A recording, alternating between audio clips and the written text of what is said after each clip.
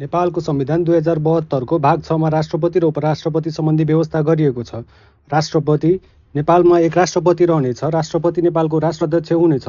निजले संविधान र सङ्घीय कानुन बमोजिम आफ्नो कार्य सम्पादन गर्नेछ। राष्ट्रपतिले नेपालको राष्ट्रिय एकताको प्रवर्धन गर्नेछ।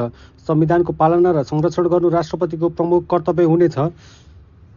राष्ट्रपतिको निर्वाचन यो संविधानको धारा 62 मा रहेको छ। राष्ट्रपतिको निर्वाचन सङ्घीय संसदको सदस्य र प्रदेश सभाका सदस्यको मतदाता रहेको निर्वाचक मण्डलबाट हुनेछ। सङ्घीय संसदका सदस्य र प्रदेश सभाको सदस्यको मतभार सङ्घीय कानुन बमोजिम फरक फरक हुनेछ। कुनै प्रदेशमा प्रदेश सभाको निर्वाचन नभएको कारणले मात्र राष्ट्रपतिको निर्वाचन प्रयोजनका लागि निर्वाचक मण्डल गठन गर्न बाधा परेको मानिने छैन। निर्वाचक मण्डलको तत्काल कायम रहेको कुल मतको बहुमत प्राप्त गर्ने व्यक्ति राष्ट्रपति निर्वाचित हुनेछ।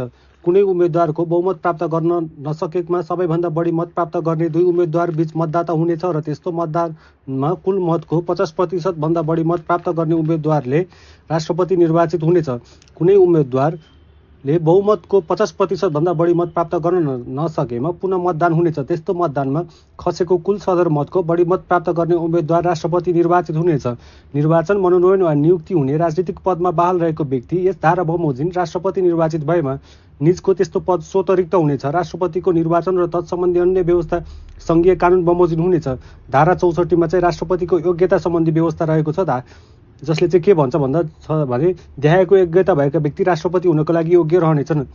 सङ्घीय संसदका सदस्य हुन योग्य भएका व्यक्ति, सङ्घीय संसद भन्नाले प्रतिनिधि सभा पनि बुझियो, राष्ट्रिय सभा पनि बुझियो, कम्तीमा 45 वर्ष उमेर पुरा भएको र कुनै पनि कानुनले अयोग्य नभएको, 2 पटक राष्ट्रपति निर्वाचित भइसकेको व्यक्ति राष्ट्रपति निर्वाचनको उम्मेद्वार हुन पाउन सक्ने छैन।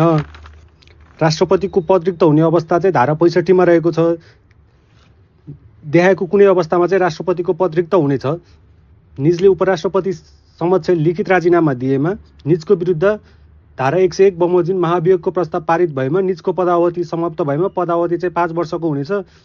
निजको मृत्यु भएमा राष्ट्रपतिको काम, कर्तव्य र अधिकार धारा 66 मा रहेको छ, जसले के भन्दछ भने राष्ट्रपतिले यो संविधान वा सङ्घीय कानुन बमोजिम निजलाई प्राप्त अधिकारको प्रयोग र कर्तव्यको पालना गर्नेछ। संविधान र सङ्घीय कानुन बमोजिम कुनै निकाय वा पदाधिकारीको सिफारिसमा गरिने भनी किटानी साथ व्यवस्था भएको कार्य बाहेक राष्ट्रपतिको सम्पादन गरिने अन्य जुनसुकै कार्य मन्त्री परिषदको सिफारिस र सम्मतिबाट हुनेछ। त्यस्तो सिफारिस र सम्मति प्रधानमन्त्री मार्फत पेश हुनेछ। राष्ट्रपतिको नाममा हुने निर्णय वा आदेश र तत्सम्बन्धी अधिकार पत्रको प्रमाणीकरण सङ्घीय कानुन बमोजिम हुनेछ भने अन्य काम कर्तव्य चाहिँ के गर्न सक्छ भने राष्ट्रपतिले नेपाली सेनाको परमाधिपति राष्ट्रपति हुनेछ, अध्यादेश जारी गर्न सक्नेछ, अधिवेशन आह्वान गर्न सक्नेछ, प्रधानमन्त्रीको सिफारिसमा 3 जना राष्ट्रिय सभाका सदस्यहरूको नियुक्ति गर्न सक्नेछ, सङ्कटकालीन क्षेत्र घोषणा गर्न सक्नेछ इत्यादि रहेका छन्।